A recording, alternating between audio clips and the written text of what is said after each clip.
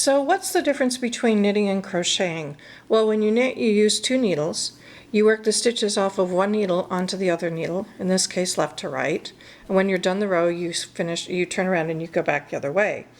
I knit using the English method, where I hold the yarn in my right hand. There's another method called the continental method, where you hold the yarn in your left hand and pick it up almost as if you're crocheting. English comes naturally to me. Continental is a little more difficult, but if you're just starting out, it's a good thing to try both of them. When you crochet, you actually only need one needle. You grab your yarn and you go into the stitch below and pick up your stitch that way, just keeping that one stitch on the needle. There is an exception to that, and that is Tunisian Crochets coming back, and they do hold stitches on the needle, and you actually use a longer crochet hook that looks like a knitting needle. So with either knitting or crocheting, you can work in the round. If you were knitting, you would actually use a circular needle to knit.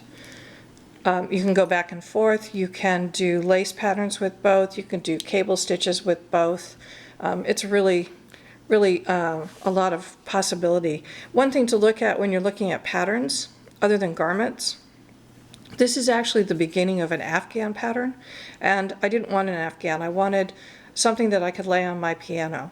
So I reduced the weight of the yarn, and I reduced the needles significantly in size, and I'm coming up with a much smaller version of that. So anything can be retooled, refitted for whatever you're looking to make. So here's some examples of some crochet work. I used this variegated yarn and knitted this, or crocheted this scarf in a moss stitch. It looks like I changed the yarn at the end of every row, but I didn't. It was all the product of the yarn, and it just coincidentally changed at the end of every row or near the end of every row for me. Here's another example of the same stitch, different yarn. It's a little looser. The yarn was a little thinner, lighter weight. So here's a scarf that I made using the V-stitch in crocheting, and I used an extra large hook for that.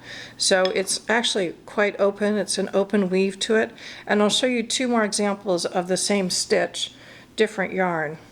Here's a green, so you can kind of see the openness in that as well. And then yet another yarn, same stitch, and just a different look. So with knitting, here's a drop stitch pattern that's really easy to do and works up really fast. It's diamond shapes, and they offset each other from one row to the other. So I worked left to right on that. And this method is called entrelac, and I love it. It took a while to figure out how to do it. There was much frustration, but I've got it worked out now. What you do, it looks like it's woven, but it's not. What you do is you work each square going across, and then you work your way back. And then you do the edge, and you work your way back. So this happened to be 10 rows with 10 stitches repeated throughout. And then of course at the edges you change to a half triangle. So I also didn't like the finished edge when I was done, so I just took the yarn and a crochet hook, and I just did a single crochet all along the edge to finish it off and give it a little better look. Then one of the most popular things in all of knitting are the cable stitches. So this is the arm of a sweater that needs to be attached. So you have your cable and you have the ribbing, and the ribbing prevents it from rolling up on you. And that's the difference between knitting and crocheting.